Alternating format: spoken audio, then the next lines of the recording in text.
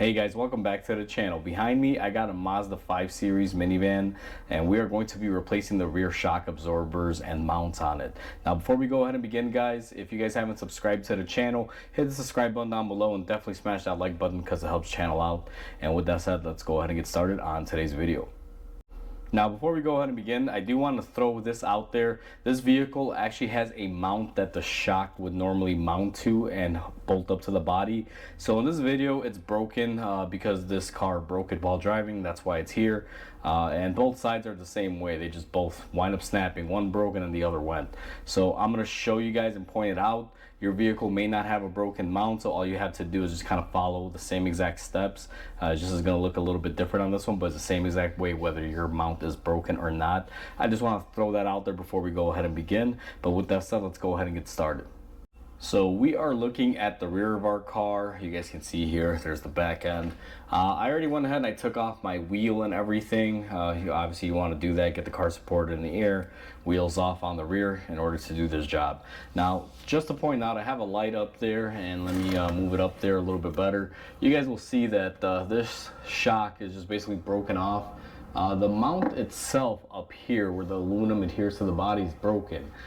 For those of you following this video and this is still attached to the car, it's going to be the same exact steps, except on your vehicle this will still be mounted up there, and when you remove the two bolts as we are going to be doing, it'll drop down with the shock all in one and your shock won't be dangling. But in the case that your shock is broken and dangling like this one, because this is a common failure on these Mazdas, you just follow the video as is for either way, whether you have it mounted or it's broken. But with that said, where I'm going to begin is we're going to go ahead and remove the two 12mm bolts that are up there. I've already hit them with some penetrating oil. They've been soaking for a little bit. Let me go ahead and get some tools and we're going to go ahead and work it off. So I have you guys in the best position possible, and the two bolts that we're after are going to be right here and right here. Typically the mount will be in the middle. In this scenario it's not. What we're going to be using is a 12mm on my 3/8 Milwaukee impact gun. These have been soaking, so we're going to go ahead and take these off.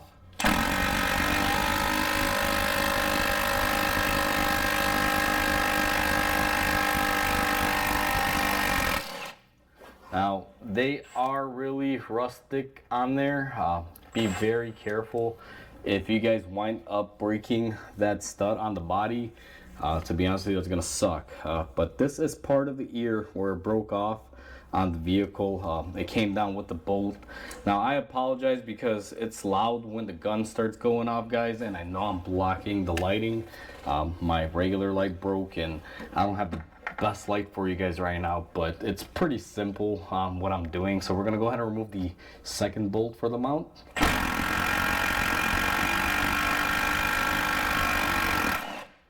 And this one came off a little bit easier.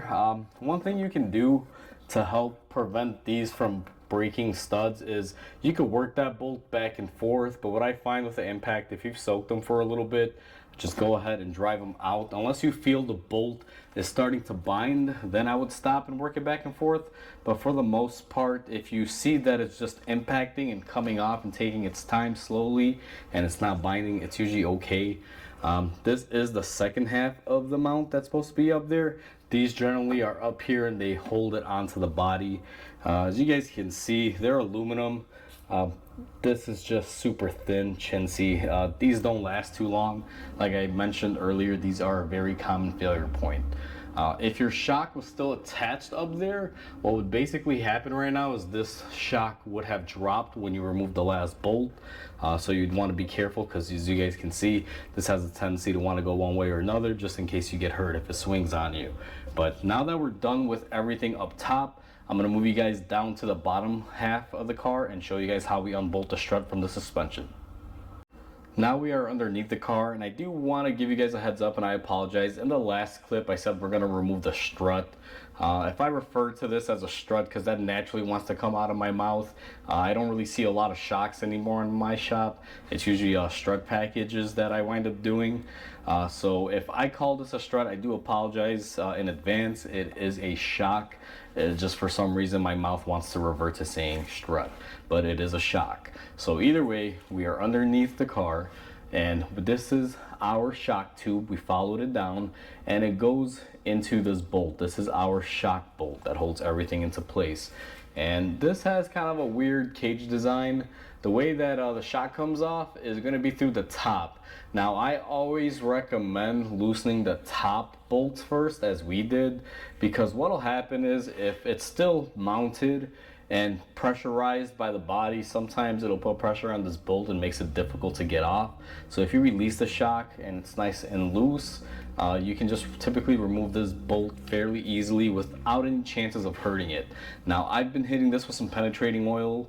It sat for a little bit, so we're going to go ahead and take our 17mm on our 1/2" impact, and we should be able to take this off fairly easy. The other side did come off easily. And just like the other side, they didn't really fight. You know, they come off pretty easy. Both sides on this car have the same issue. They both basically snapped off. It's kind of weird because I've seen one side snap off on these, but I guess they were both weak, and when one side dropped, I guess the suspension wasn't strong enough to hold any of its weight up. And the way you get this out of the cage after you've unbolted it is you're going to come in here, grab it, and push up. If your strut is still on the body or hanging up, you're going to have to compress it a little bit. And then what I find is once you get past it a certain point, we're going to go ahead and slide it out here in this direction. Is the easiest way to get them off. Now that I have it off, we're going to meet up at the bench because we're going to have to source some parts off of this thing. So I have you guys set up at the bench. We have the shock that we just removed, and you can see the carnage here of how it broke. Everything just deteriorated. Now for these, I'm gonna be using KYB struts. I have my new one here, but if you notice, they're a little bare. They don't come with the little dust boot or the little bump stop. I did try getting the boot and the bump stop, but they're not available in my area and it would take too long to order. Typically I would like to replace this. Now this is the bump stop that keeps the shock from falling down within itself, and this is the dust boot, supposed to help any thing to get in there. As you can see, it's pretty crusted up, but since we can't get them, and even if we could get them, they're around I think $60 per side. I don't think the customer even wanted to do the rear struts on, or shocks on these I should say. So it's still a far stretch, so we're gonna have to wind up removing them. Now if you're not replacing your top cap here and you're reusing it, you still have to open this up regardless, and the way it's all held into place is going to be with this 13mm bolt that they have up top. And one trick I can show you guys on this is what you want to do is try to open it to where you can expose the shock rod here. You guys can see this thing was collapsed. It's just weak. It hasn't been doing its job at all. It's pretty much dead. And I like to take my vice grips and go ahead and just grip it on there. And once you grip it, you're going to take your socket and you're just going to put it up top on your top hat and go ahead and blast it off. Now, if you use the impact tool, it makes life a lot easier because it'll basically just release it right away. You're not going to have to fight it. And then we're going to go ahead and slide off the shock mount with our bump stop. Now the bump stop is going to be pretty solid on there and frozen. I take a little pocket screwdriver and lift up on the sides. Do not just grab it and try to lift it out of there. You will wind up breaking it. So just be very, very careful. The corrosion from the aluminum helps it stick together. If you live in a state maybe where these don't corrode, this may just come off of yours, but definitely here in the Midwest, you don't just want to grab it and try to separate it. You'll wind up tearing it at one of these little rib cutouts. So we're going to go ahead and put that to the side and just show you guys some nice corrosion that has occurred on here. Very common up in Illinois. Now that we have that off, we also need our boot off of it. So we're going to release our vice grip, and what we're going to be doing is go ahead and take a hammer and just hit this upward, and that should be enough to release our little dust boot or whatever you prefer to call it. Now typically you can clean this if you want, however it's gonna get dirty again, so I'm just gonna transfer it the way it is. So I'm just gonna go ahead and take it and put it on our new shock. And we also have new hardware for our bolt that was threaded on there, and then we're just gonna remove that and put our bump stop. And next thing that we're gonna do is go ahead and install the mount. So let me go ahead and get the mount and let's set this up. So we got our new shock mounts. These are basically the new replacements, and to be honest with you guys, even these replacements, they're not really built any better. These are the aluminum ones. They do make a steel version. However, I wasn't able to get the steel version. The customer just wanted to get this thing done, so they opted for the cheaper aluminum ones. But either way, it is what it is. At least it's new. So what we're going to be doing is, first of all, let me get this shock out of my way because we're not going to be needing the old one anymore. And what you're supposed to do basically is just take this and go ahead and throw it up on your new shock, and all you should be able to do here is just throw that bolt on. Now be careful. One thing that I do want to point out here, guys, and let me see if I can get that out of there, is that when it comes to your new shock absorber, you cannot vise this or grab this in any way, shape, or form because you could possibly damage it. In reality, since this bump stop is going to be up here, you could technically grab it as far up here as you can, and that is what I'm going to be doing. You can also grab a pass-through socket and hold the top here while doing so, but to be quite honest with you, with this bump stop being up here, I know a lot of people may say, hey, you're hacking it. It doesn't matter, guys, because this bump stop will sit up here, and if this new shock ever were to go where the ram went from up here all the way in there, it will pretty much break down the end point of it. So I'm going to take my vice grips and try to grip it as far up as I could, so right about there. And then what we're going to do is just go ahead and tighten this up. Now that I've tightened it up, and you'll know when you grab it on there and you just put it in, like it'll basically want to move the whole assembly. You should be pretty much nice and tight. What I like to do then is go ahead and push your bump stop into it very gently, because you know this normally would sit up here, and just like that, we are all set. What we're going to do is take this to the car and we're going to go ahead and reinstall it. So I have the camera backed up, and what we're going to be doing is sliding our shock in. Putting it into place is going to be a little bit more difficult than the removal, just as a heads up, guys, because this new shock does have enough fight in it. So let's see here. We're going to have to push it in a little bit just like that, and we have to line it up. Now, it's a little bit of back and forth. It's hard for me to really show this because I have to lower the car up and down a few times, but I'm gonna try getting this with my step ladder. Maybe it won't have to fight me as bad, but let's see here. If I can just get it to line up into place, it would be great. All right, so there we go. She is in the pocket. You gotta kind of finesse it a little bit. Now what I have to do here is hold it up, and we're going to take our bolt that we originally took out, and we need to bolt our shock up. So I'm just going to kind of wiggle it around. Don't just take your impact when this is in there and just impact it on there, because you do need to hand thread it just like we did.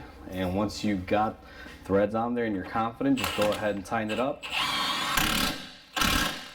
Now, I'm sure there's a torque spec on it. However, when it comes to something like this, I just give it a couple good ugga-duggas on the gun, and usually it's pretty good. So that's pretty tight. Next thing that we're gonna do is go ahead and lower the car, and let's go ahead and reattach the top mount. So I have you guys set up. Hopefully you guys can see. It's the best angle I can get in without me blocking anything. So what we're gonna do is, you guys can see our top hat is just sitting up here. We're gonna compress the strut a little bit. And as we do that, we're going to line this up and push it up as far as we can. And our top hat right here, the shock top, came with new hardware. And I like reusing new hardware whenever I can, especially since the old hardware did fight us a little bit. So I'm gonna go ahead and make sure we get the thread started on these. Now these have kind of a lock style. They will only turn about a turn or two, and then they, will stop. Just be very careful, make sure they are lined up, because these will give you the feeling that you may be cross-threading it. You might even see my impact gun struggling here, but let's see what happens.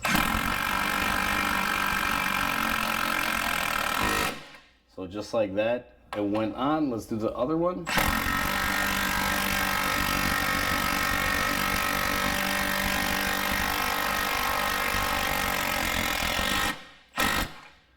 And you guys can pretty much see, even with the impact gun, when you have these lock nuts, they can be a little bit difficult. And what I'm going to do is just make sure that they are tight.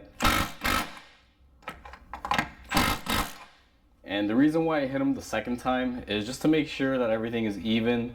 If you want to go back and forth between them to try to even that out, you can. However, you know, it evens out either way. I just basically tighten one, don't go crazy, and then do the other one, and then just go back and forth and make sure. Once you have those tightened up, you're basically all said and done. All we got to do is put the wheel on and go ahead and take her for a test drive. Alright guys, so we are all said and done. These are actually really simple and easy to do. Even though these are kind of cheaply made the way they designed them, I will give one thumbs up to Mazda when it comes to the hardware. They're actually facing downward so you can gain access to them, instead of some manufacturers that'll put the hardware facing up inside the body and you have to rip apart body panels.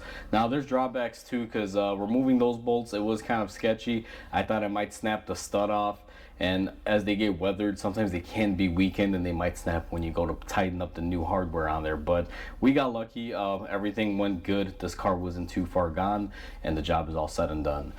This process will apply to both left side and right side. As long as you're doing rear shocks, they're identically the same, just opposite sides. So we did the right side on this one. Left side's going to be the same exact thing, just on the driver's side. So with that said, guys, hopefully you guys enjoyed this video. Please comment, like, and subscribe because it definitely helps the channel grow. Hope you guys have a wonderful day, and I'll catch you guys on the next video.